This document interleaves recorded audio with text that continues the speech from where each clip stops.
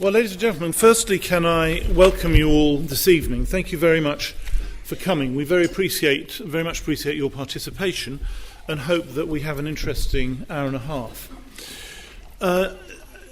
Just to introduce all of us, first of all, my name is Charles Clarke. I'm currently visiting Professor of Politics and Faith at the University of Lancaster as part of the Faculty of Politics, Philosophy and Religion there. Professor Linda Woodhead, is Professor at that department at Lancaster University and also Director of the Religion and Society Research Programme, which is funded by the Arts and Humanities Research Council and the Economic and Social Research Council, which Linda will explain more about in just a moment. What's going to happen this evening is that Linda is going to introduce the discussion on the basis of what the research programme has been doing, and then Professor Kim Knott at the end, and then Professor Therese O'Toole will make presentations of the research they've been doing. And then two public figures, Dominic Greene and Trevor Phillips at this end, will respond to the research which has been presented by the two professors and to Linda's opening remarks. And we will then open it to the floor for comment and discussion. We will aim to finish at 7 o'clock on the dot.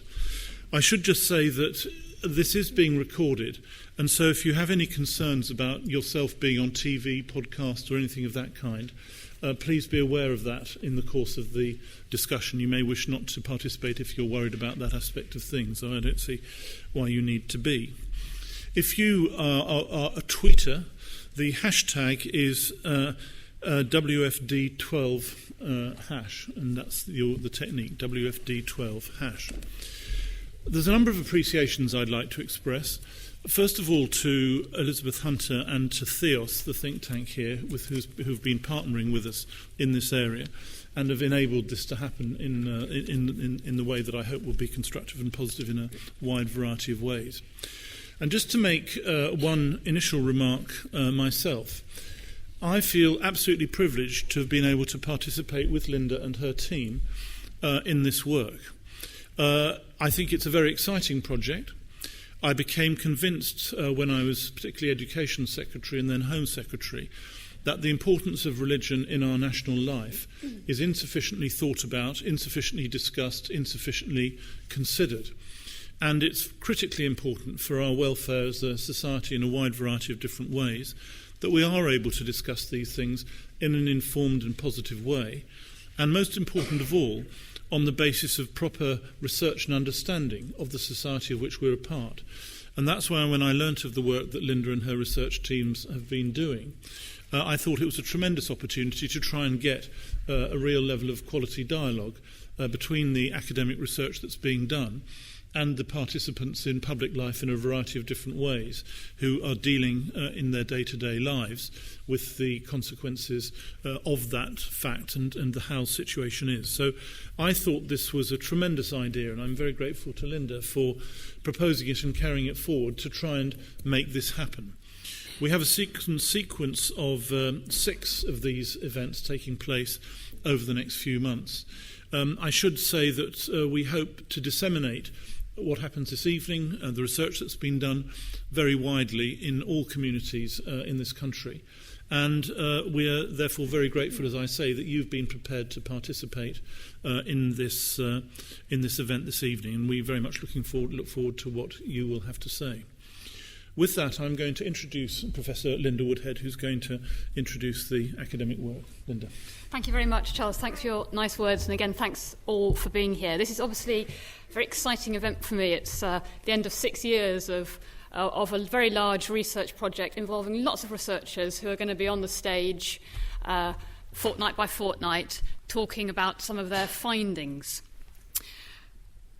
So we're starting off deliberately with a very broad area. And I was just thinking this morning that the buzzwords for thinking about this area come and go. Multiculturalism, community cohesion, social cohesion, integration, and now superdiversity. And at one level, we can be rather relaxed and even humorous about the way we see them rise and fall again. What's in a word? What's in a fad? But at another level, they really matter, because it's about the vision that we have of ourselves as a society and how we live well together. How we live well together. Are we a Christian country or a secular country? Are we a multicultural country? Are we a post-national and super-diverse one, or what? And how do we live with different truth claims? That's the area that we're going to be discussing together today, and I hope you're all going to join in. And it matters as well because it can go badly wrong. But why is it such a pressing issue now? Why is it one of the topics that we've chosen to focus on? Well, an obvious part of the answer to that is that the last 60 years has seen unprecedented religious, ethnic and cultural diversity come to this island. There are now over 300 languages spoken in London schools. And when it comes to religious diversity, in the 2001 census, 176 different religious identities were reported. Actually, when you think about religion and immigration in the UK, the largest single religion that's been brought by the migration process is Christianity. That's not usually talked about because it's Islam that gets the notice. And numbers have risen very significantly of Muslims here, 1.5 million in the 2001 census from 400,000 in the early 1980s. And we're still waiting for the 2011 census figures with a lot of interest. But it's not just about those numbers, it's also about events, starting perhaps with the Rushdie affair in 1989, then the disturbances in Bradford, Oldham and Burnley in 2001, and the bomb attacks in London on 7/7/2005. And it's also about majority politics and culture. It's about us, I speak as part of the majority, and about them. It's about majorities Christian, secular, British, European.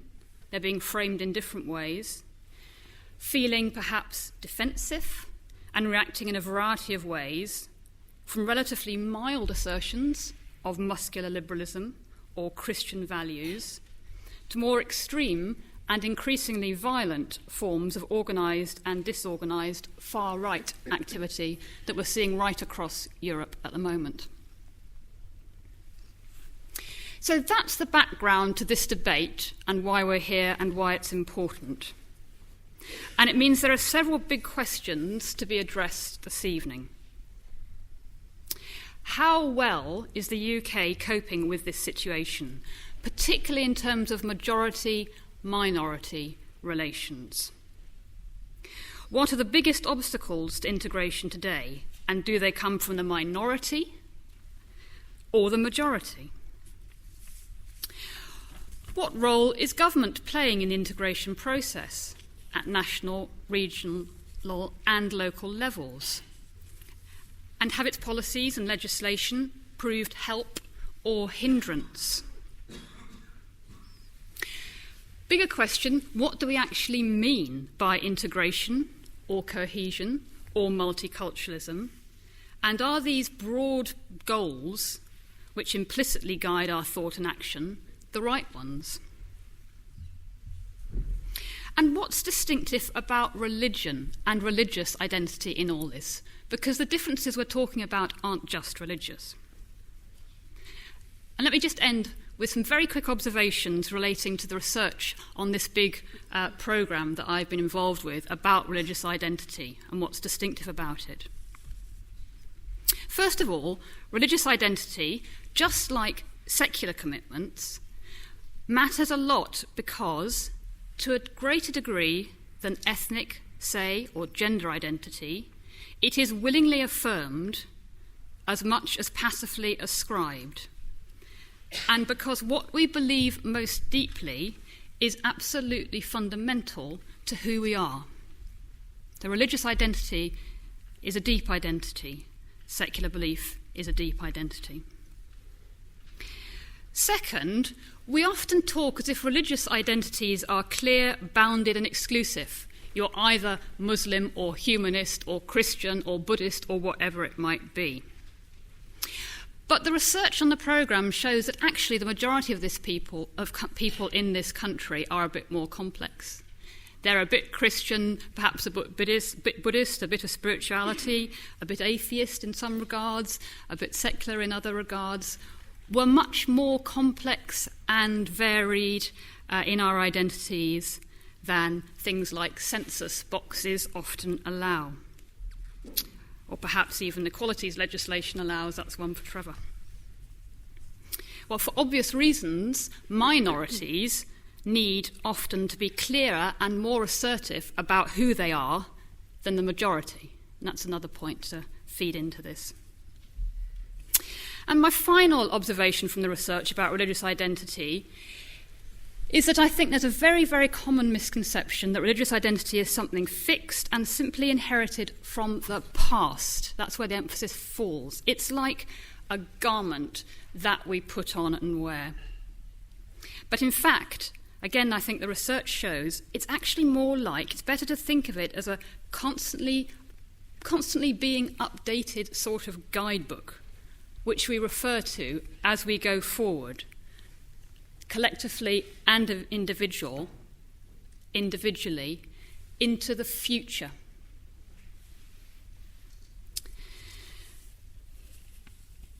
So with that, let me hand over to our first speaker from the Religion and Society programme, Professor Kim Knott. Kim Knott has just joined me at my own university, I'm very pleased to say, Lancaster University, though her career has been spent previously at Leeds University. She's Professor of Religious and Secular Studies, and she was recently director of another large research programme, AHRC funded, called Diasporas, Migration and Identities. And from the late 70s until today, she's been researching and analysing the changing nature and place of religions in Britain in public life. Kim. Thank you very much. My job, as I see it, is to set the scene, maybe provide a short history of how we've got to where we have, and maybe to begin to unpack a couple of key terms at the cross-section between research and policy. We tend to hear only the negatives about religion and social integration in the UK. Religion is a divisive force, religious communities failing to integrate, Muslims making difficulties and erecting barriers, Christians demanding exemptions from equality laws. Religious people seem to keep on emphasising their differences. But I've been studying religions in the UK, in particular localities, for about 30 years now, and, as Linda's suggested, also directing this big programme on diasporas, migration and identities. And I think there are a lot of good news stories about religion, migration and integration that it's useful to bear in mind at the beginning of these debates. So there are bad stories too, but let's at least start on a positive footing. I think these good news stories run both ways, from the top down, in terms of how politicians and policy have taken on board the importance of religious identity, but also from the ground up, in terms of how religious groups and individuals have seized the opportunities available to them and been active in local and national initiatives. Now, just recently, a year or so ago, a large EU project called DIRECT, Dialogue for Integration, Engaging Religious Communities, it was called, it found that recognition of the role of religion in integration across Europe was very patchy.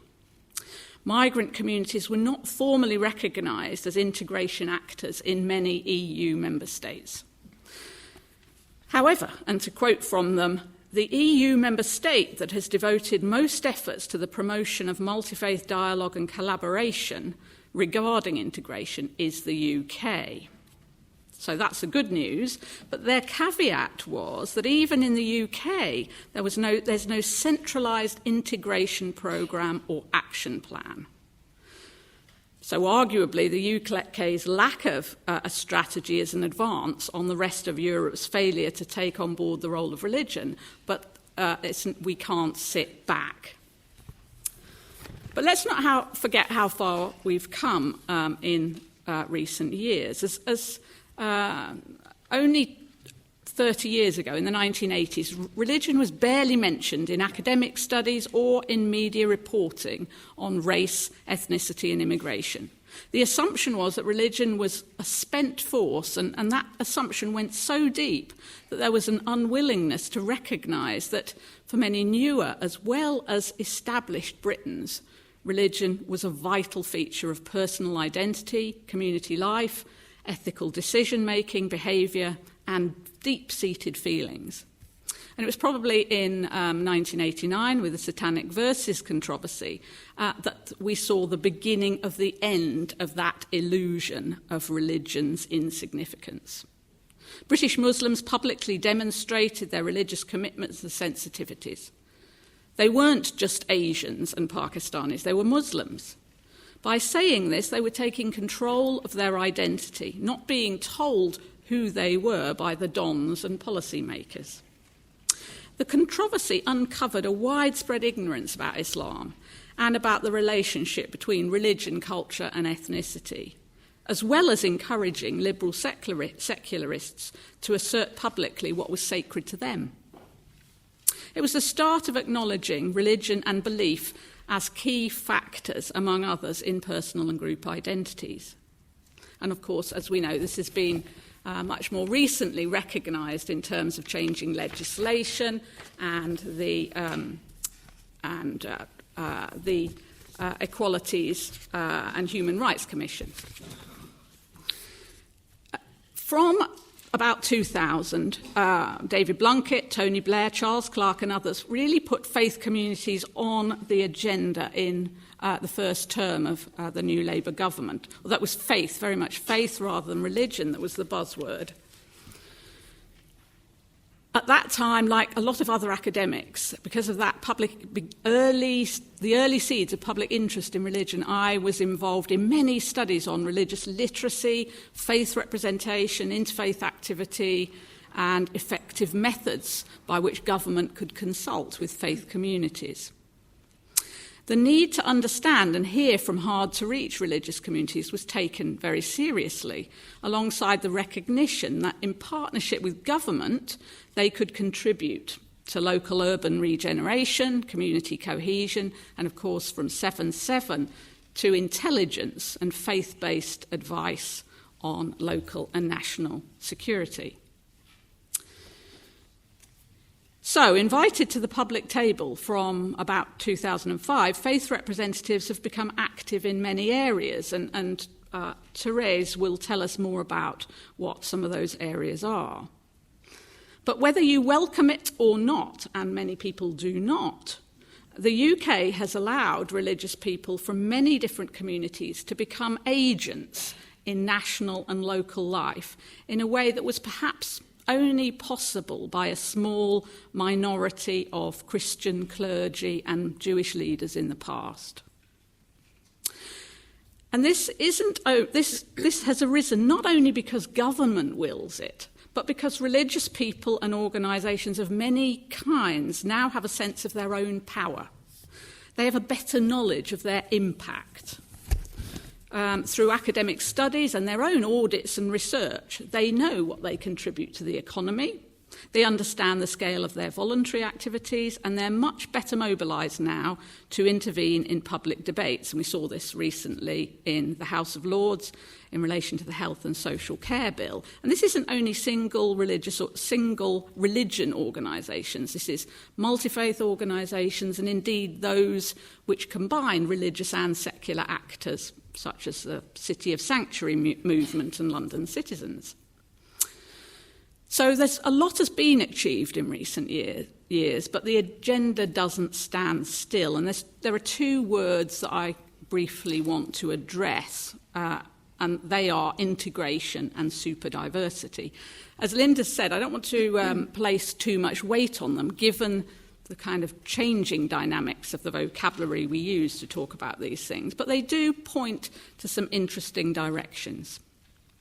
Integration is a word that comes on the back of a succession of other terms that one by one have fallen out of favour over the years: assimilation, accommodation, multiculturalism. And it's driven in part, I think, by Europe's widespread anxiety about Muslims, religious extremism, but also about European and indeed national identities. And it's a pushback against the idea that multiculturalism failed by placing too much weight on distinctive, separate religious identities and communities and encouraged their segregation. And I think there's something to be said for this. Religion isn't all positive news when it comes to the integration agenda. Religions can form boundaries that are very hard to breach. They can enclose communities so that outsiders feel very unwelcome. Religious traditions and structures can sometimes make it difficult for those who want to move out and move on. Dialogue across boundaries can flounder because it's not considered a high priority, or it may seem like an intrusion. And because of their convictions, religious as well as anti-religious individuals and organisations can be highly intolerant of those with other viewpoints. So not all good news by any means. But I strongly feel that the UK should resist being dragged backwards into other European countries' anxieties. Arguably, we're a lot further on in the integration agenda, having realised the problem of identifying shared values and demanding a unified sense of Britishness. It's becoming increasingly clear, I think, that there's no simple agreement on whose values and what identity we should all adopt. So finally, to superdiversity. This term, of course, is in our title.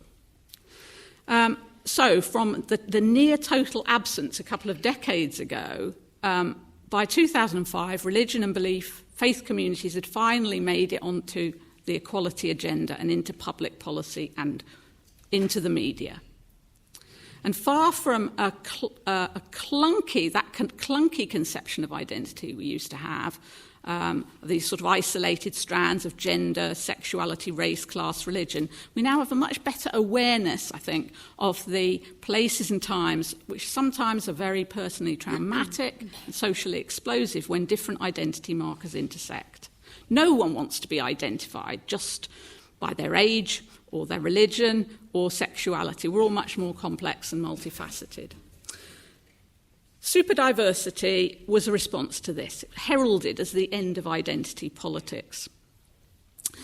Steve Vertevec, who wrote about it in 2007, really described it as a dynamic interplay of all sorts of different variables around class, ethnicity, transnational linkages, places of origin, age, gender, all sorts of things.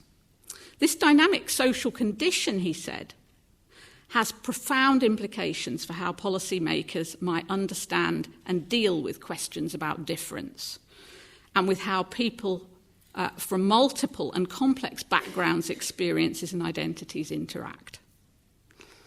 The challenge, though, to my way of thinking, and this is really a question for colleagues on the other side of the table, is how to formulate policies and deliver services on the basis of this knowledge about our complexity. Does recognising these multiple differentiations and interconnections mean that a focus on communities rather than individuals is problematic?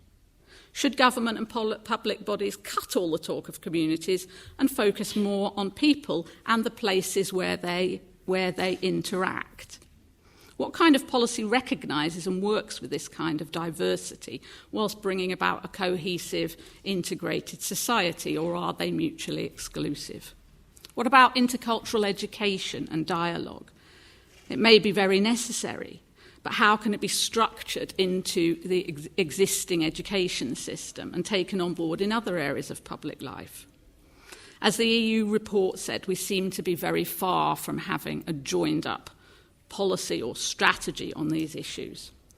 So the challenges are very serious, but I think we should meet them with a sense of confidence, aware of what's already been achieved, and unwilling really to go back on a process in which religious organisations and individuals, as well as secular ones, are now recognised as social actors whose contribution can make a positive difference. Thank you.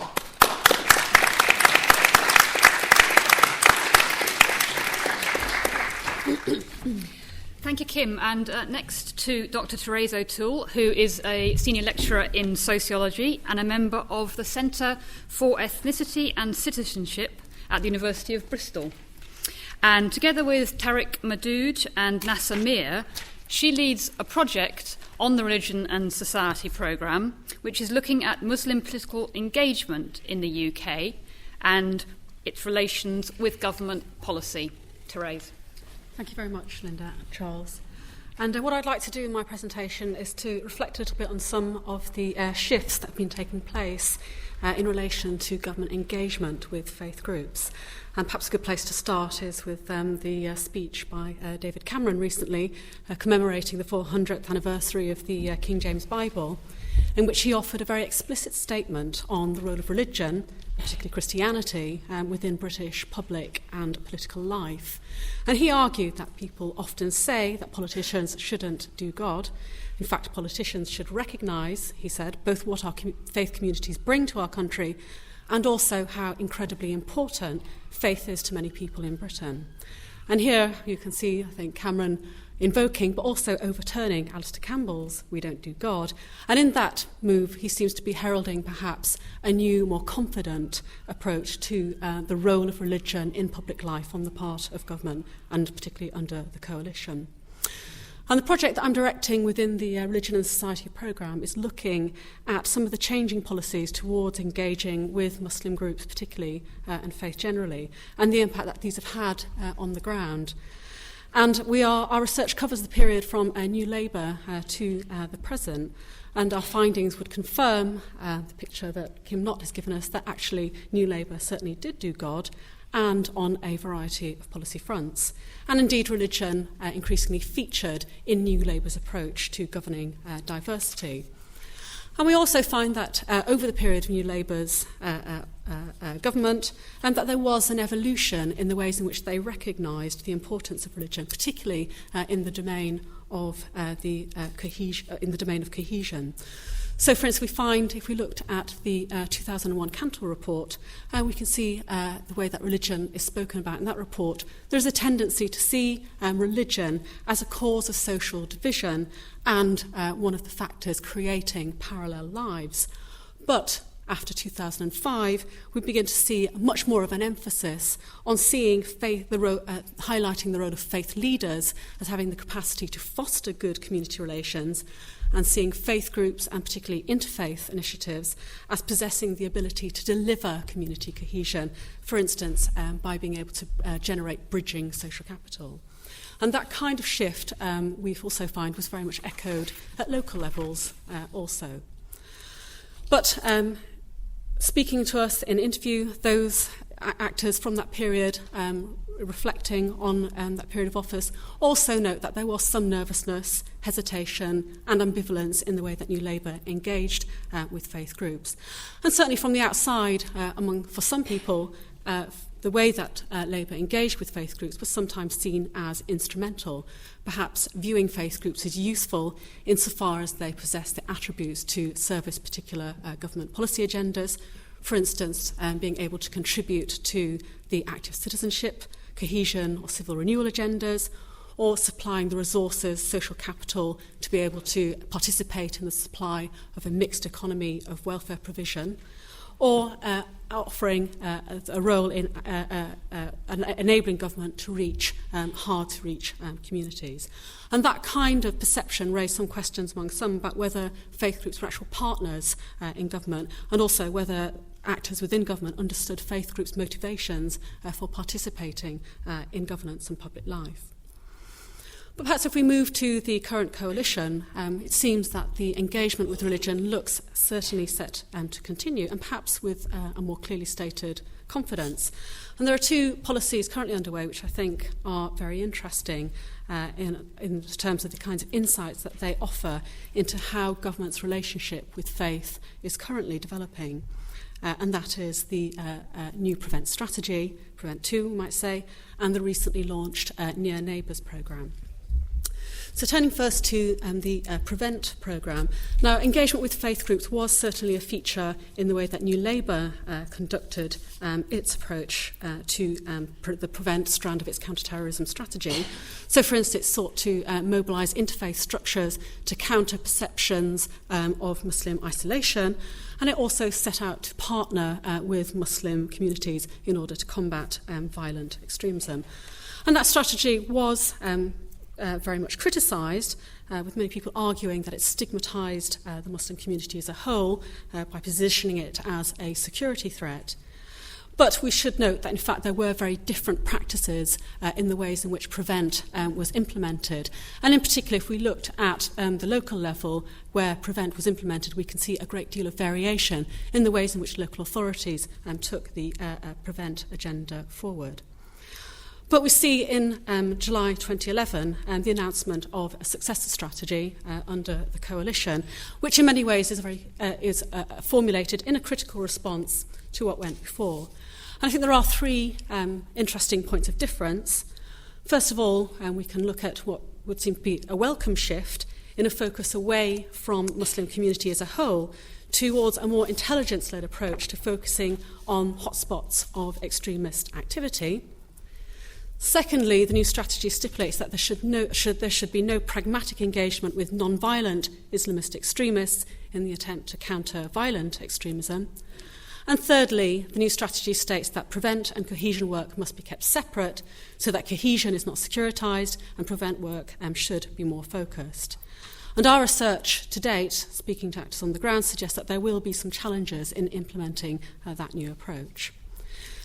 For example, our data suggests that it's going to be hard, for instance, to maintain the line in relation to engagement with those regarded as non-violent extremists, particularly because many of those actors are actually quite deeply embedded in various forms of civic engagement and voluntary action in many local areas.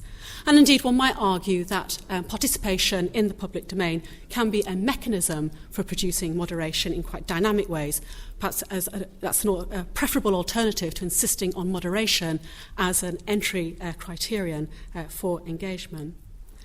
And we also find that for many people on the ground, disentangling Prevent and cohesion is something that might be quite difficult to achieve, particularly because there are many actors who see cohesion as vital to a successful Prevent strategy. So, for instance, the West Midlands Counter-Terrorism Police report concluded that if the separation between Prevent and cohesion were taken literally, the ability of Prevent delivery to be effective will be undermined.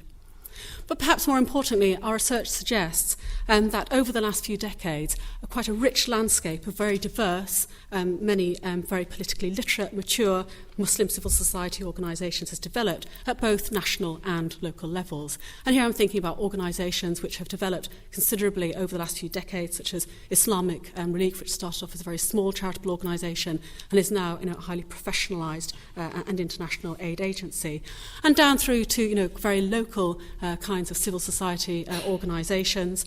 There's an organisation in Bradford, the West Bowling Youth Initiative, for instance, which works largely with Muslim young men of Pakistani heritage to build skills and aspirations.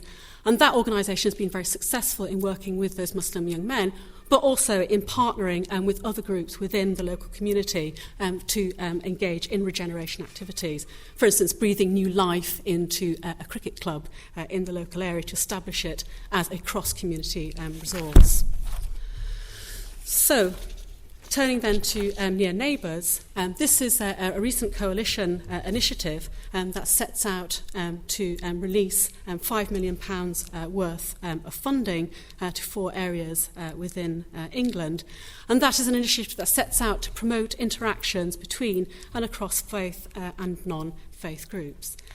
And in many ways, this is a very interesting initiative. It looks like a big society initiative that's designed to give greater autonomy to faith groups and also to let local communities generate their own solutions.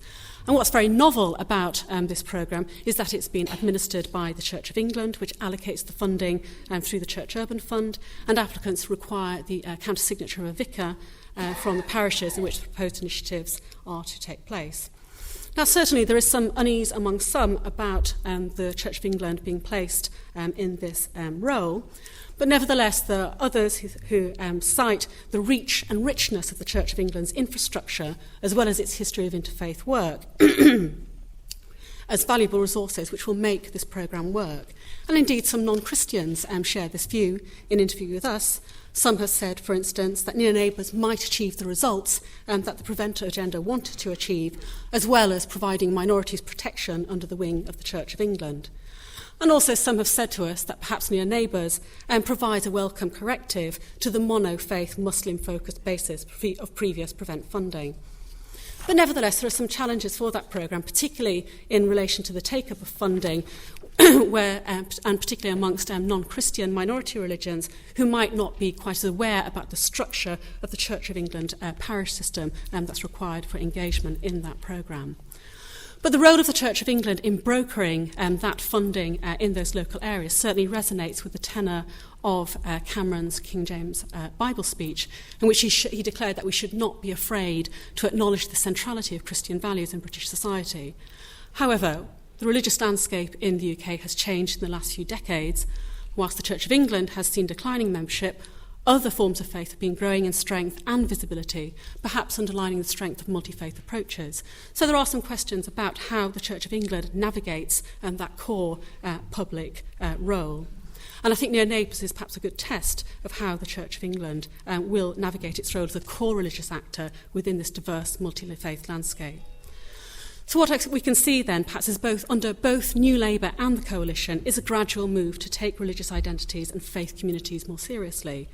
Perhaps Labour did it with some nervousness about doing God, and perhaps in an often instrumental or top-down fashion, but the results have been largely positive in many ways, and have helped faith communities, perhaps especially non-Christian ones, to become increasingly vocal and effective actors in civil society. Cameron's speech seems to hold out a greater promise of confidence on the part of government in doing God, but I think there are some real questions about how the coalition sees faith engagement within a multi-faith landscape.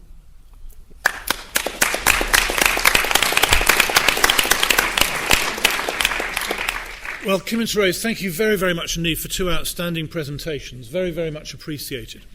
The structure that we're following these events is now to ask two individuals who've played a major role in public life trying to address some of these questions, to respond to the research which you've just summarised, and then to go to discussion.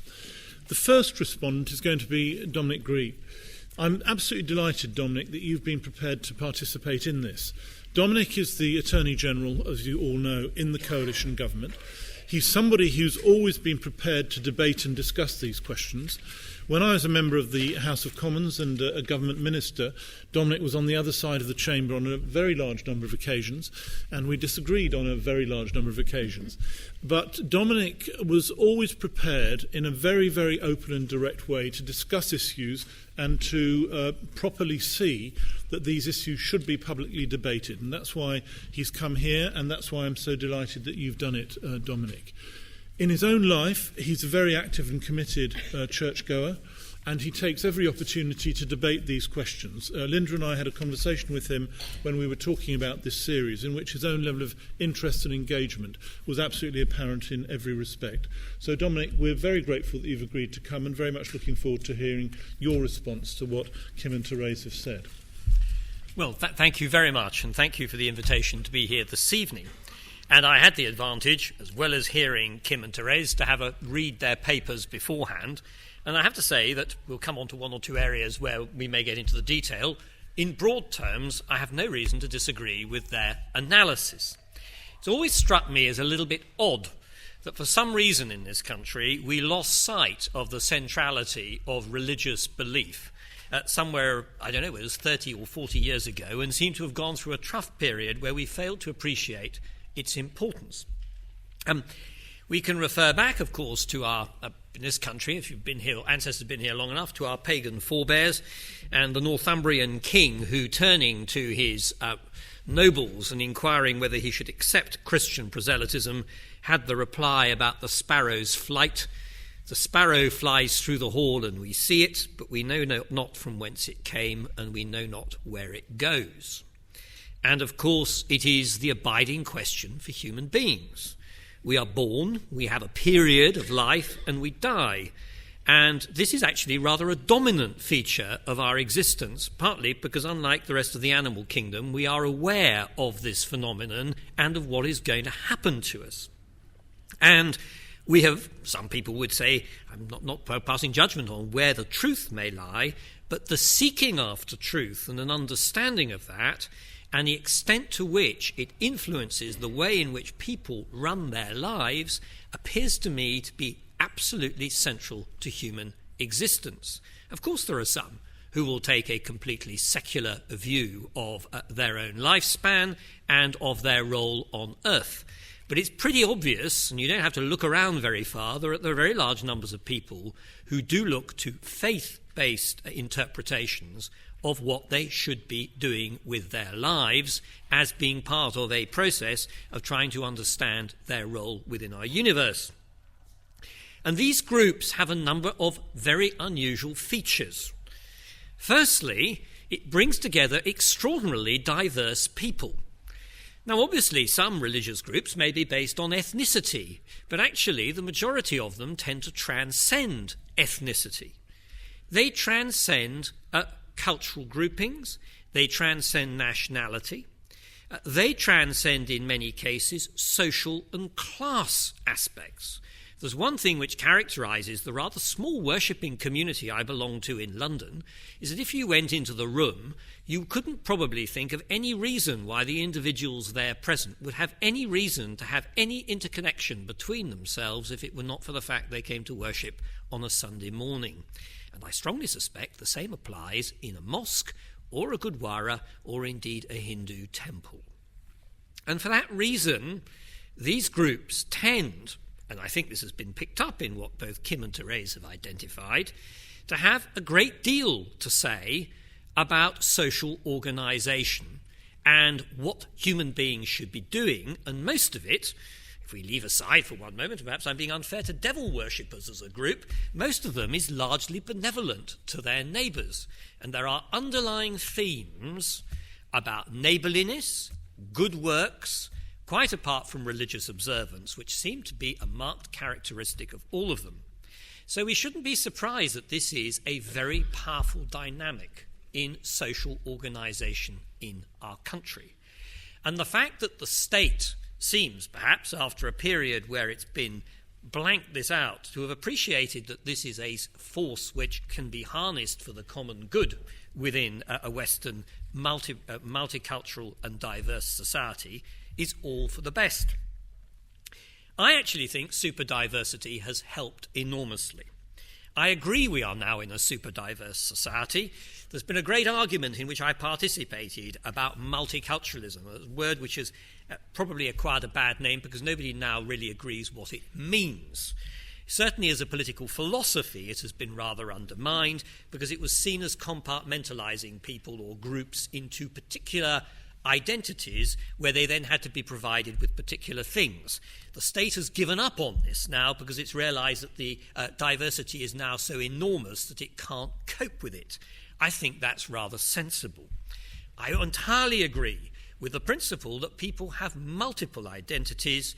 Compartmentalising people, even trying to compartmentalise the worshipping congregation in my church in Fulham on a Sunday morning, would be rather difficult. And I have no doubt that within religious groups there are very diverse views about the extent to which people should subscribe to the received teaching of their own faith, how they reconcile that with living in a society where they live cheek by jowl with people with other views, and most human beings succeed in making these adjustments and finding their own way without difficulty. So, for those reasons, I happen to think that religious groups in this country have a huge amount to offer. And if provided, and I think this has always been the absolute litmus test, that any liberal society must recognise the right of freedom of individual conscience. And that, I think, for some religious groups may present some challenges, although my experience after 10 years in this is that actually it presents fewer challenges for most groups than their detractors seem to suggest. I have in my constituency a meeting room of the Brethren, a rather exclusive Christian sect, and yet my own experience of interaction with them suggests to me that their qualities of good neighbourliness and good works are every bit as good in reality, even if they do have anxieties about the world in which they live, as anyone else. And I'm sure that the same applies from my own experience for the vast majority of other faith groups in this country today. So I think there really is a great fund of ability and social cohesion to be harnessed here, provided the state does it in a light touch way, and certainly it can't dictate. And that brings me really to the second part of my reply, to the points particularly raised by Therese over prevent and the near neighbours agenda. The prevent agenda is undoubtedly controversial, and I don't think I want to be dragged into its details except to point out that prevent too is now highly targeted. It is not about cohesion. It is about trying to deal with extremist beliefs. And extremism of a kind which, to make it quite clear, is about a lack of tolerance or acceptance of the rights of others, not, I think, and this is very important, about the desire of groups to be exclusive to themselves, which is ultimately their right, and in a society something which actually we've been quite good at catering with over the past centuries. And when it comes to near neighbours, I would only say this. Yes, it's undoubtedly the case as it's being delivered through the Church of England. And I suppose one might then pose oneself the question, is this a good thing and why has this come about? And I would simply reply that the reason why the Church of England appears to be a suitable vehicle for delivering this programme is that the Church has had 300 years, or longer, 400 I suppose, of knowing the problems that occur when religious extremism gets the upper hand. The process by which we moved from what was a near-religious theocracy at the time of the Reformation to where we are today in a Christian context was not achieved without a great deal of gritting of teeth and some bloodshed. And the consequence is that Britain is a very benign environment in terms of religious tolerance, and actually the Church of England largely exemplifies it. I noted with interest that in their address to the Queen today, the Church committed itself again to strive for greater cohesion in local communities, for better understanding between Christians and people of other faiths, and for the improvement of relations between all peoples. It has become in many ways an absolute central tenet of Church of England participation. So I think the Church of England is in fact a rather good vehicle because it appears to be trusted by other faith groups to be able to deliver that and to deal with them on a basis of equality and respect. So I'm an optimist. It seems to me that we have come through a period where the state has seen the phenomenon of multiculturalism and tried in a funny way to control it by classification, to an acceptance of the huge diversity of the society in which we live. But human beings do have some common characteristics, one of which, I think, is the desire to lead out their lives in peace and an understanding that in a social environment that can only be done by tolerating diverse views. And as long as we can harness that through the context of religious groups, I think, in fact, this country has a very bright future in this context. And I am flattered by the fact, from what we were being told earlier by Kim and Therese, that it seems to be acknowledged that we're a bit ahead of the curve on this than many other European countries. There is here an enormous potential to be unlocked, and the state should facilitate it. Of course it can't control it any more than it's our business controlling how individuals go about their lives. But if we can provide the framework, then I think there's an enormous amount to build on, and it certainly doesn't threaten those of a secular viewpoint one little bit. Indeed, there is ample opportunity, as I've discovered myself over the years, for people of religious views and those who don't have them to cooperate together. Thank you. Thank you, Dominic. Dominic, thank you very much for a tremendous response. The second respondent is a very old friend of mine, Trevor Phillips. We've known each other, I think, Trevor, for nearly 40 years. I'll leave it to you to guess which is the older of the two of us. And throughout that long period, Trevor has led public debate around the issues of race and religion in a wide variety of different ways. I remember him first in the National Union of Students, but then he went to do so in the media, in particular in London, to be a leading figure in trying to ensure that issues that were being discussed under the carpet were brought out into the open by a series of pioneering television programmes to promote discussion on these questions in this great city. He has then gone on through a variety of different manifestations to his current role leading the Equalities Commission. And Trevor, you have been always both courageous in what you've done and committed to open debate and looking at the facts as they are on the ground. And I'm absolutely delighted that you've been prepared to come and participate in this discussion today. Trevor Phillips. Well, thank you very much, Charles. Charles is extremely kind because through all of those manifestations, I would usually go to Charles and say, do you know I should do this? And he would say, are you completely bonkers? I would then go on and do it. And he'd say, well, I told you. And I imagine there's I'm partly here in that, guys. The people in my office who spend their lives trying to, as they put it, stop me being an arse, said to me this afternoon, try really hard not to be interesting. So I'm going to do that tonight. The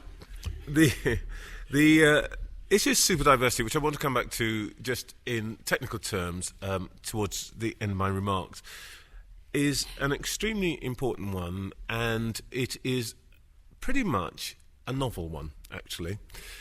Probably since the Roman Imperium, there are more people meeting more different kinds of people in the world today than ever before. The United Nations says 200 million people live and work outside the country of their birth. It is virtually unprecedented. This is happening faster and more intensively than at any other time in human history. It would be inconceivable that this does not present us with what people jargonistically these days call challenges, which we used to call problems. What Sir Isaiah Berlin counselled, or what he wrote about, I think is probably worth saying purely to set an objective. And his phrase, which I think is a beautiful one, is living together graciously. And the adverb there, I think, is extremely important. We can live together, but graciously implies a judicious balance of agreement, difference, acceptance, toleration, all of those kinds of things which are difficult to put together. And you're right, Dominic, and I think it was Therese who said this. We're really good at this as a country. Let's be absolutely upfront about this. 2 weeks ago, 23 people turned up in my office from Shanghai, partly because they had heard that we'd murdered multiculturalism and I'm the guy with the smoking gun, but also because they think that this country is really good at managing the issues of difference, which are massive in their country. Bear in mind, you're talking about a country of more than 1 billion people, but, as they pointed out, more than 120 different nationalities, who previously, for the best part of a couple of millennia, have not really had much to do with each other, but because of the growth in China, now are rubbing up against each other in a way that I do not think, I've not been to China, but I do not think that we can quite imagine. I want to say just quickly a few words about what I think we're really discussing here. And just to put my cards on the table, for the purpose of discussion, I'm not at all interested in faith as personal truth or revelation. I have my own views about this, but I don't think it's an issue for public policy. What is an issue for public policy is the role of faith, religion, and belief as organising propositions that allow us either to allocate others to a category or allocate ourselves to a category, to put ourselves in a place. And having done that, that category, being in that category, may or may not make a difference to our life chances, our opportunities, the way that others treat us, which of course is why the issue of disadvantage becomes so important. Second point to clarity about what I want to say. Obviously, I'm the chair of the Equality and Human Rights Commission, but I want to be clear about what the Commission doesn't do. The Commission is an interpreter, it's an investigator, it's a prosecutor. The courts decide, by the way, on what the law means, not us.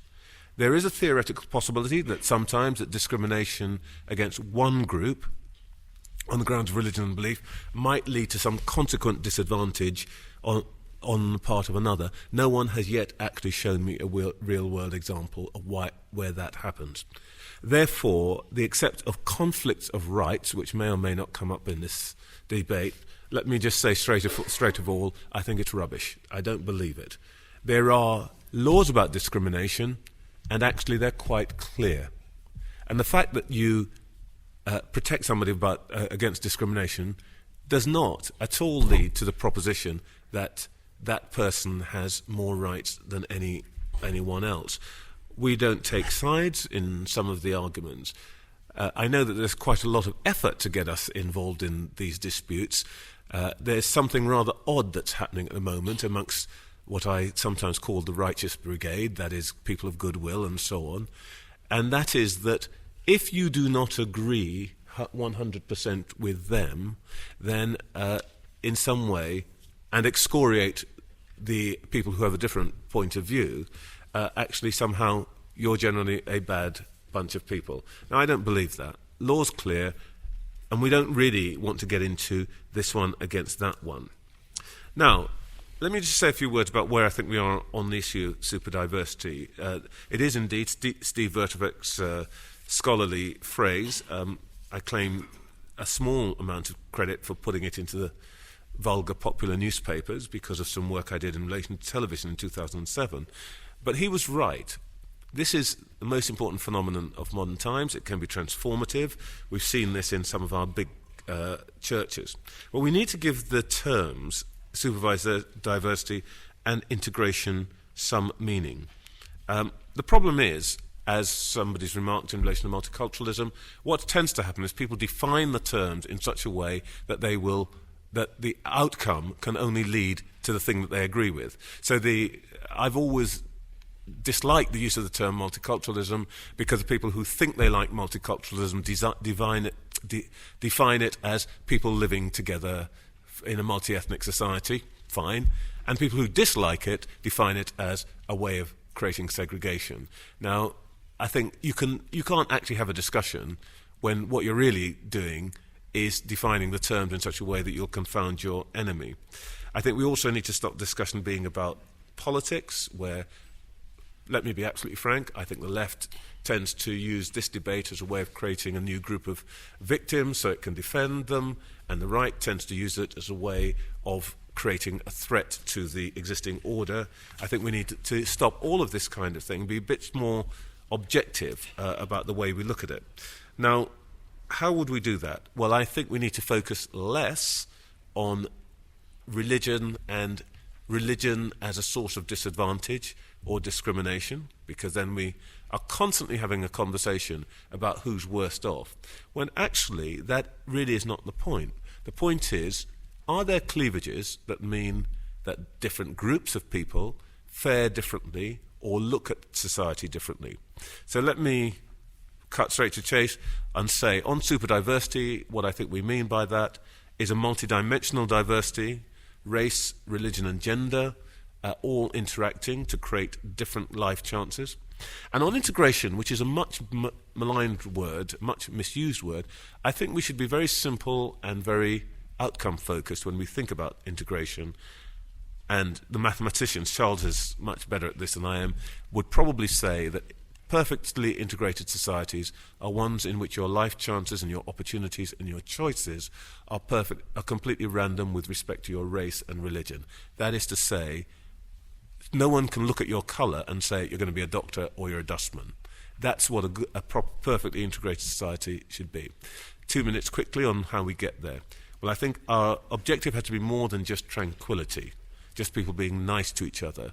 Or, as in government surveys, we have surveys of perception. Do you think people get on well in your area? Well, actually, people will say that in mono-ethnic Northeast. They'll also say that in very multi-ethnic Barnet. And by the way, in the antebellum South, they would have said we get on perfectly well.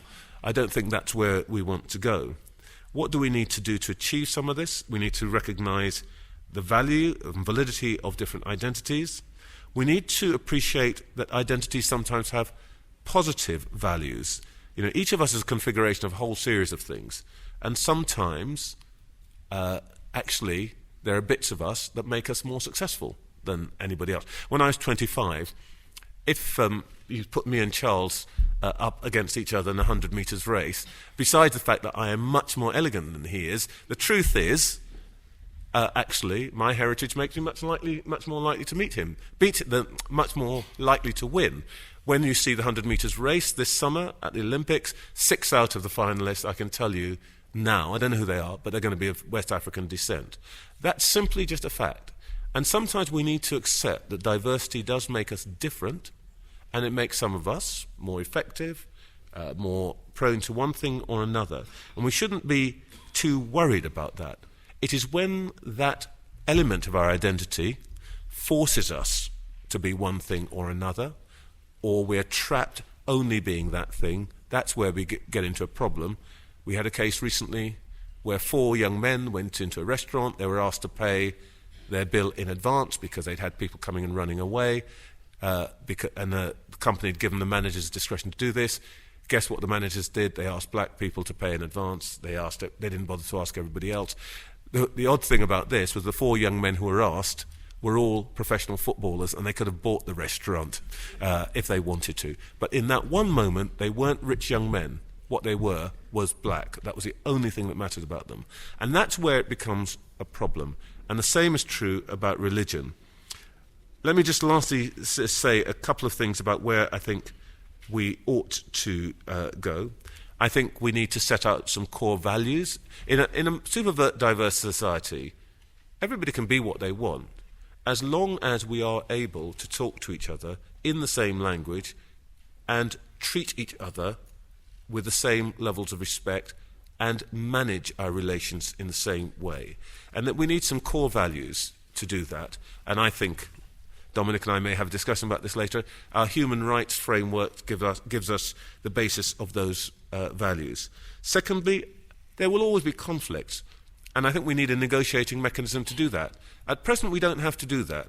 We don't have that. And I think this is a problem in our society. We tend to do our negotiating through so-called religious leaders. I think it is not an adequate or sufficient mechanism. Religious congregations and people who have faith are not the same thing as religious institutions.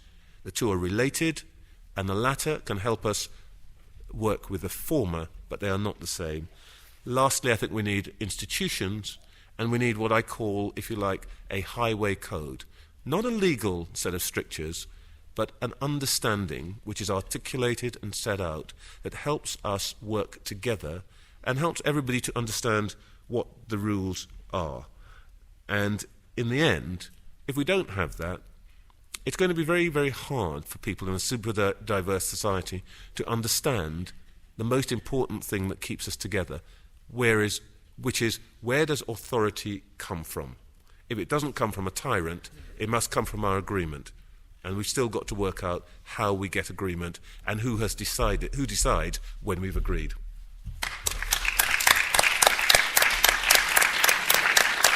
Thank you very much indeed, Trevor. I appreciate that very much indeed. And thank you to everybody on the panel for their contributions. We're now throwing it open to the meeting as a whole. And we have ladies and gentlemen who are here with mics who will be able to enable you to get your voice across to the wider room. I'm going to take the comments and questions in groups of 3, and I'm first going to choose 3 people, and then I'm going to take the slightly unusual step of excusing myself for 1 second and then going away and then coming back. Can I see the first people who'd like to... Thank you very much. My name is Yahya Baiz. I'm from the Institute of Ismaili Studies. My comment is to our first two speakers. And the presentation that I heard, to me was the question is that as academicians, there needs to be a difference between our thought and writing than, let us say, politicians or journalists or social activists or people like who do not the academic work. And the presentation that I heard tonight was a very kind of, I don't want to be offensive, but 18th, 19th century kind of classification of society. Because I tell you why. Because first of all, you put society into two parallel, if you want to say, pillars or whatever. On the one hand, you have religion, and then you divide the religious class into, let us say in this particular case, Muslim. And then you divide Muslim into subclass of their nationalities if it has to go down the road there. And even if religion is here, is presented with boundary. And that is also very difficult, because boundary gives you a kind of understanding that there is a physical boundary, that we are separate from each other, although at least the monotheistic religions do not accept such boundaries. And then on the other side, you have face-to-face, vis-a-vis the religion, you have the state. And then you divide the state or subdivide it into government, and that the government you subdivide into labor and the coalition. And then you go down the road and you subdivide them into their programs, whether it's the Prevent 1 or Prevent 2 and the strategy. So this is something to me is not at least in the way that social theory works, that we are in the age of postmodernism, and there are other theories than empiricist and rationalist. So where is the place for historicism, where is the place for contextualization? So I don't want to go further down to all these my debates, but this is something to me that for me is troubling, because where and when we see something that our language and our understanding of society is different than politicians, is different than is giving us an academic and intellectual characteristics. So this is my point. Thank you very much. I'm going to ask people to comment fairly briefly, and I apologise for having nipped out and back there, but I'm going to ask everybody to contribute as briefly as they can. The gentleman over there, then the gentleman over there. Yeah. My name's Charles Michael Berry. I'm reading Corporate Governance and Business Ethics at Birkbeck. The question to the panel is, I think it's Jonathan Sachs' book, The Home We Build Together, noted that an American jury was thought to become a more diluted, maybe more modern, whereas it became more concentrated and orthodox. Is there any research or indication that religious communities here will become, how can I put it, retreat to their core values? Okay. Gentleman in the white suit there.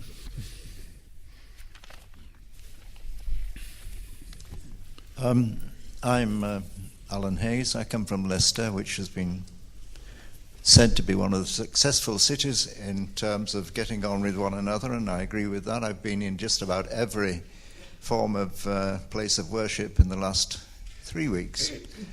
What I'm concerned about is a tendency to concentrate on people who have a label, in particular religious labels. I myself am from the humanist side of things. I'm a director of Leicester Secular Society, which is the oldest secular society in the world, but we are increasingly getting on with one another better.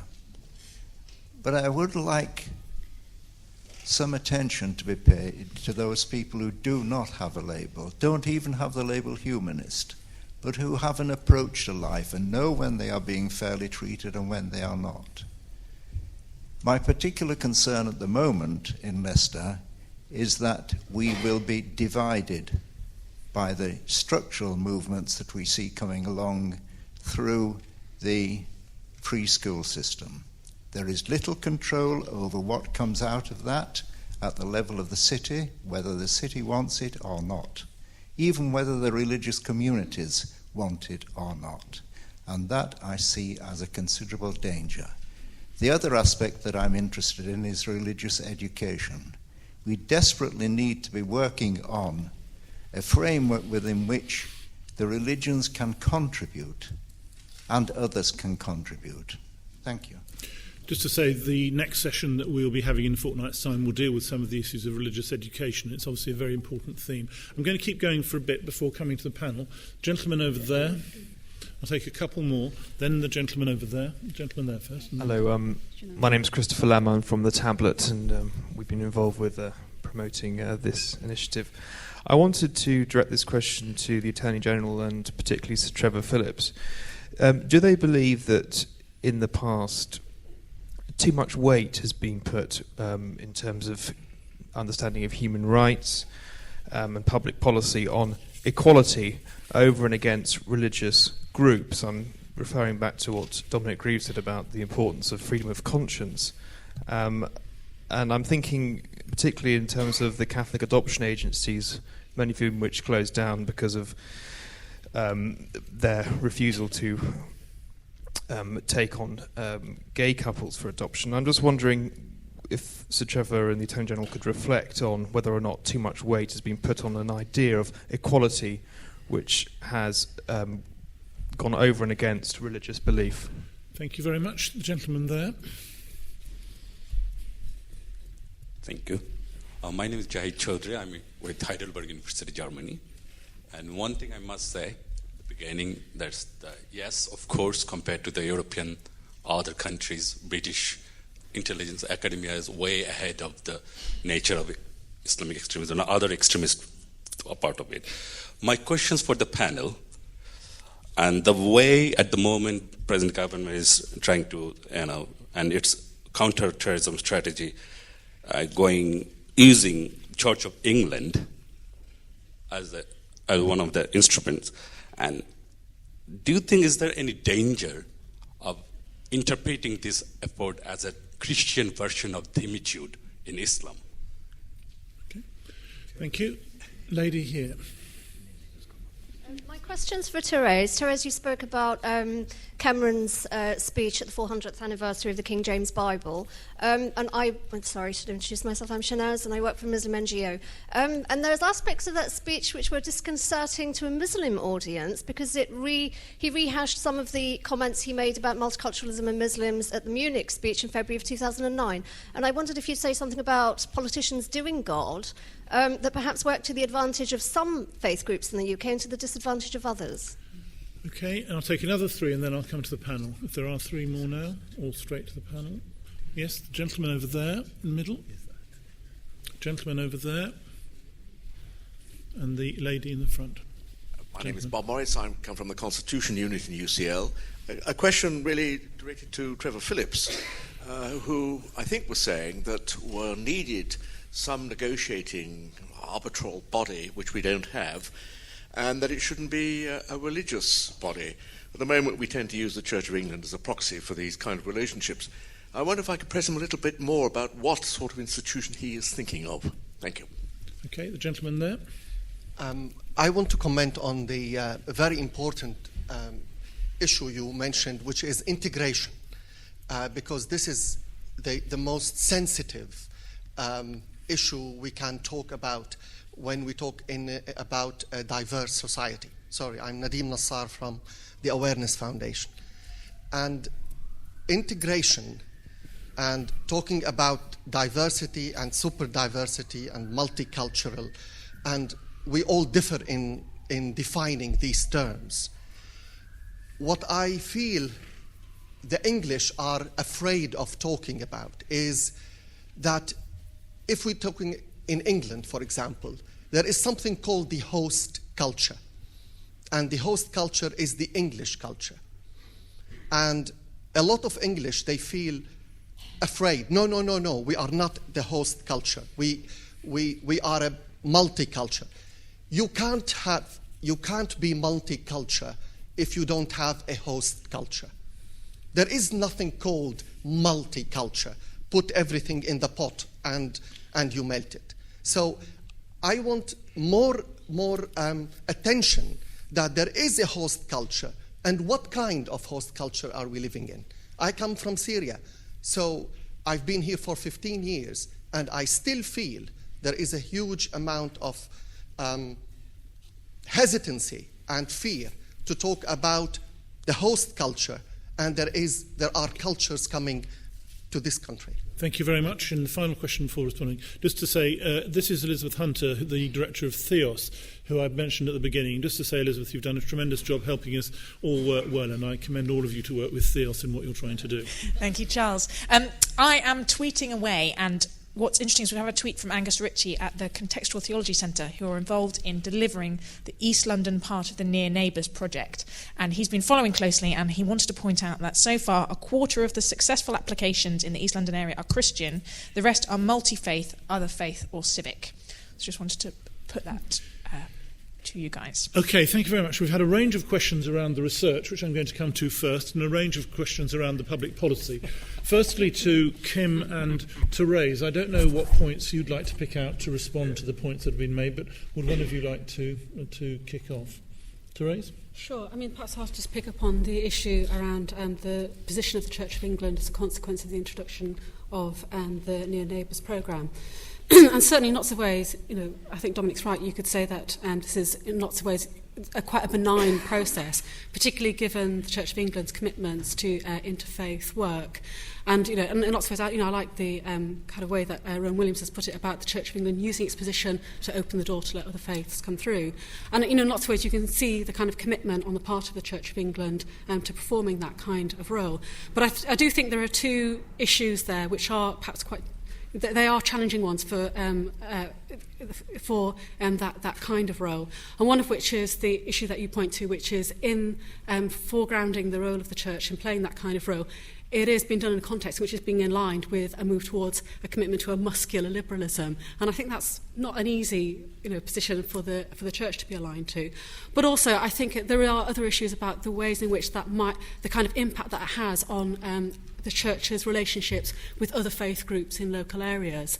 So that includes, for instance, that relates to the ways in which it repositions it less perhaps as a kind of equal partner with other faith groups and more in a position of a broker. And let me say that I think that has an impact not just on non-Christian faith groups, but also on other Christian denominations, Catholics, for example, or other non-Anglican Christian groups. So I do think it has an impact on its relationships with other faith groups as a consequence, in spite of, I think its commitments to working in an interfaith kind of way. Thank you. Kim, is there any point you'd like to respond to? Well, there were some interesting issues about boundaries, categories, labels, and I think in relation to thinking about the question, will religious communities retreat to their core values, thinking about these boundaries, categories and labels, it's very much a question about context. So for me, the answer to that question about will they retreat to their core values is one about what actually happens to those religious communities going forward. So I think in an environment where religious communities feel that they can express themselves, where they feel they're not required to be defensive, where they feel there's an opportunity for the expression of identity, there's no reason to suppose that kind of retreat that you're fearing. But I think precisely at times, and we've seen this many times historically, when groups feel threatened, or when the things that are absolutely dear to them and central to them, sacred to them, when those things are violated or transgressed, it's at those times that there is both an outward aggression and sometimes a retreat behind the boundary. So much as we might like to get rid of those boundaries and those labels, they're highly contextual, and they arise at times when we feel threatened. And if I think there are any core common issues, it is that core common issue about that kind of territoriality that we feel when we're part of a group, whatever that group might be. And maybe we don't even know what groups we're part of until those boundaries are threatened. And I just wanted to say how delightful it is to have somebody from the Leicester Secular Society here. And I thought it was really interesting what you said. What about those who don't use labels? But as soon as you spoke, you used a label of yourself. And we so often feel that that is the only way to speak about ourselves, the only way to tell others who we are. So we might want to get away from the politics of identity, but it's really difficult to do so. But I do take your point seriously, nevertheless. Thank you, Kim. Dominic. Well, there's such a broad range of topics. I'm difficult to know where to start. I mean, just starting with the first question was about that we were sub-categorising. Actually, I don't think, in defence of Therese and Kim, that we're doing anything of the kind.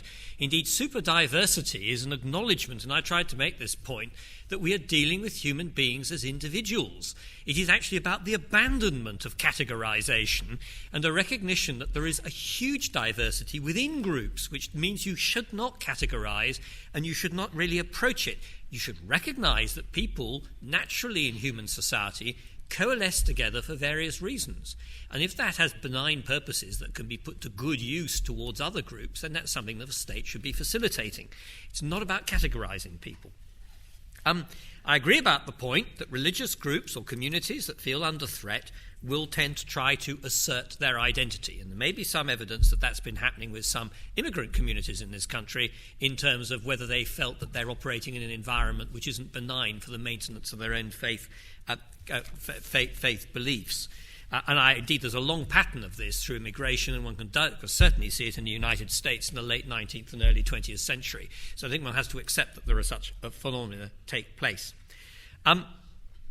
Do we believe, gentlemen from the tablet, too much weight put on equality against freedom of conscience? Well, this is going to be a perennial topic of debate for a very long time to come. And adoption agencies richly highlighted one of the big conundrums. My personal view, and I think it's covered by the law, is that those who are providing public services which are supported by state funds cannot discriminate.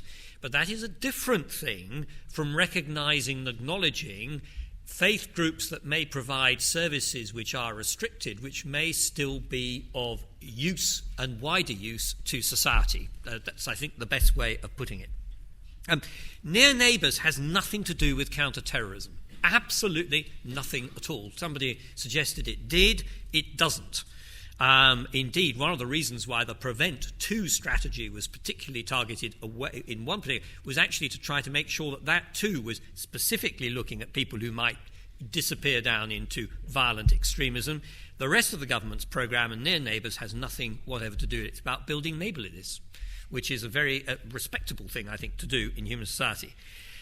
David Cameron's speech, I'm interested to hear that it was felt to be seen from a Muslim perspective. I mean, what I think David Cameron was saying, and this does tie in with the thing at the end, about integration and host cultures. I mean, the host culture in which we are living today is likely to be markedly different from the host culture, firstly, that existed 100 years ago, and I have no doubt that it is going to be different from the host culture that we will have in 100 years' time. But, and I think this is the point, there is no doubt, and I'm quite happy to affirm it, that the culture we enjoy today is the fruit of what has come before us. And to the extent that that has been built on the necessity of reconciling different beliefs within a largely Christian context, because that is what we largely were, is how we have come to be what we are. And it's one of the reasons, interestingly, that we appear to have become a very attractive place for people of other cultures to come and settle. And the evolutionary process by which we have achieved that, therefore, does have some distinctly Anglican Christian characteristics to it, into which a lot of other things have been added. My Jewish forebears experienced it in the 19th century, and also other religious groups.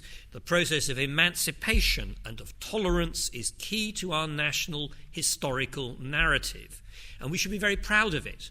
And therefore, I do think that that was actually what David Cameron was largely speaking about in his speech. And Christianity clearly plays a very major role in that. And I think on that, I probably said enough. Thank you, Dominic. Trevor. Okay, can I just say, I love the idea.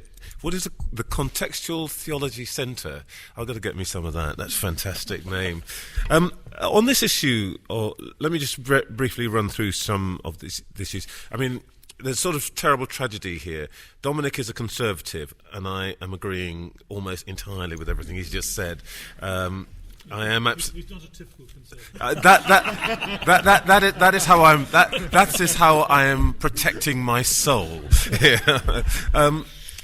The fundamental point for me is that the more freedom you have in a society, whether that is civic freedom or economic freedom, the more likely you are to express different aspects of your identity, or different identity characteristics, to be jargonistic about it. That is to say, 40 years ago, somebody who was gay or lesbian would never have expressed that in public. We didn't have the civic freedom to do it. In various ways, your ethnic culture would be suppressed because you knew there were dangers with doing that. Actually, the freer the society, and then, by the way, the richer the society, the more there will be the opportunity for each and every one of us to express each and every bit of our identities. Now, that, to me, is what is one of the inherent characteristics of a super diverse society. Actually, greater freedom to express all aspects of our identities. On the issue of the faith schools, can I just make one simple, straightforward point about this? There's endless carry-on about faith schools. Now, if people want to have an argument about whether state institutions or state-funded institutions like schools should not have any faith institution or not, fine, do it. But I wish people would stop bringing it into an argument about identity or segregation or anything like that. Because actually, in this country, typically, faith schools are more ethnically diverse than state schools. And if I may just make one point, I don't come from a Church of England family. We basically don't think Church of England actually is a very religious institution. We think of it as a kind of ongoing sherry party. But one of the things I will say about the Church of England and the Roman Catholic Church is that they were the only, and up for many years, the only institutions that did not abandon the inner cities. And it's their schools that were at the heart of that. The most improved school a few years ago in the country was a Church of England school in the city of London. 75% of its pupils came from Muslim backgrounds. So I think we just need to, back off on this issue. If people want to have an ideological argument about free schools, by all means do that.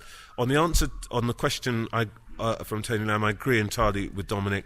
The law stops at the door of the temple, as far as I'm concerned. What you do inside the church or inside the temple, governed by what you are. But actually, once you start to provide public services that have to be run under public rules, for example, child protection, then you have to go with public laws. And, institutions have to make a decision whether they want to do that or they don't want to do that. You can't say that because we decide we're different, we have a different set of laws. That, by the way, is to me, there's nothing different in principle with a Catholic adoption agency or indeed a Methodist adoption agency saying the rules in our community are different and therefore the law shouldn't apply to us. Why not then say, okay, Sharia law should apply in certain parts of the country? Doesn't work. Lastly, on Bob Morris's point, you completely rightly, you've caught me. I don't know what the answer is. What I didn't say was that there should be institutions. I think the word I used, and if I didn't, forgive me, I should have used the word mechanisms. I think we need to find a way of allowing different groups of people to be able, first of all, to understand what it is they want out of the system, out of society, and then secondly, to find a way in which people can be allowed as much freedom as is possible that is consistent with being able to live together in the same small space. And that might mean we need more forums locally. It might mean we need to have some rules of the road about how we negotiate these issues. For example, what local authorities provide and what they don't provide for different ethnic or cultural or religious traditions. And lastly, can I just make a point about this issue of identity and host cultures? One of the reasons, most of my family lives in the United States, and one of the reasons I live here and not in the United States is very, very simple. The United States is an immigrant society, and it is a segregated society. And it is a segregated society because of its particular history. Most of the people who fled to the United States fled to escape societies in which they were not allowed to be what they wanted to be. And the history of that country is communities who have gone to a place that's big enough to give them space to create communities that are exactly as they want to be. And the people next door or in the next state aren't like them, which is why you can get Utah in the United States. You would never have Utah in this country. We do it in a different way. And one of the beauties, in my view, of the British identity, and I'm not referring to any current debates about anything at all Scottish, but I think one of the beauties of the British identity is that it is a determinedly civic identity. My parents did not have to come and turn themselves into something different to become absolutely British.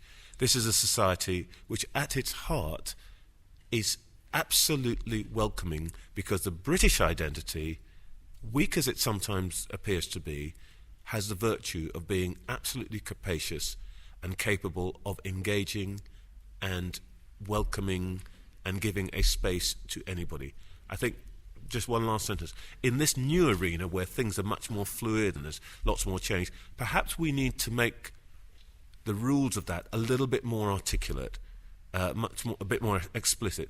But the one thing we must not lose is the civic nature of it, that allows you to join in if you are ready to play by the rules, or to argue for the rules to be changed in the way that we do it, but that you don't have to be a thing with this heritage or that heritage in order to join in. I think that's a special thing which doesn't really exist in most parts of the world.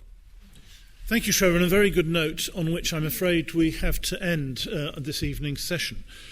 I think it's been a fantastic session. I really appreciate what everybody has contributed to it, and perhaps just to say a few words of thanks. Firstly, to all those who've helped organise this and make it happen, Rebecca Catto, Peter Ainsworth and others from the University of Lancaster who've really made it go, to the Arts and Humanities Research Council and the Economic and Social Research Council for funding this whole research programme and making it possible at all, to the people here at RUSI who've facilitated the event and made it happen. It's been tremendous as well.